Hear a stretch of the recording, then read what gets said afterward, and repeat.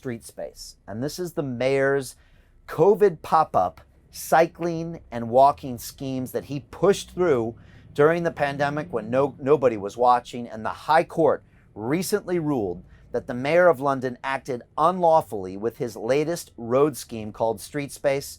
Mrs. Justice Lang ruled that Sadiq Khan took advantage of the pandemic, unquote, to push through, quote, radical changes, unquote. And after a case was brought by 2 taxi organizations, including the LTDA, the head of which, Steve McNamara, was on my show 5 or 6 months ago, and we were talking about the struggles of the LTDA and his 18,000 members. And again, I am a big fan of taxi drivers because they're entrepreneurs. They invest 3 years of their life learning the knowledge so they know what the streets are. They invest 60, 70,000 pounds sometimes in the latest electric taxi cab drivers, and yet the mayor goes out of his way to sabotage their businesses oftentimes. And I take a taxi home every single night. And I just want to shout out Isa from Somalia, who I was talking to the other night when I went home.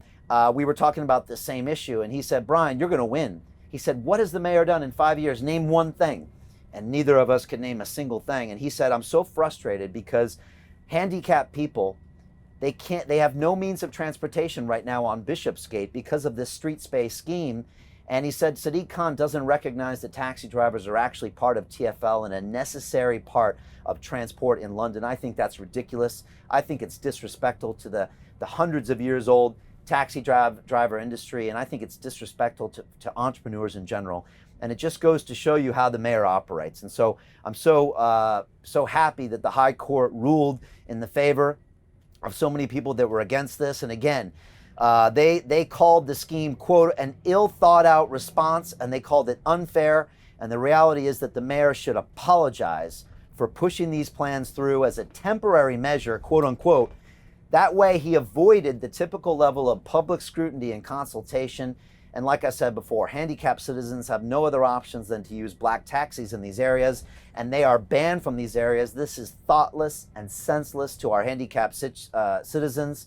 And I believe that the mayor should compensate taxi drivers whose business has been badly hit by the lockdown and these schemes. But of course, in the meantime, the mayor has announced that he will appeal the decision. And wait for this.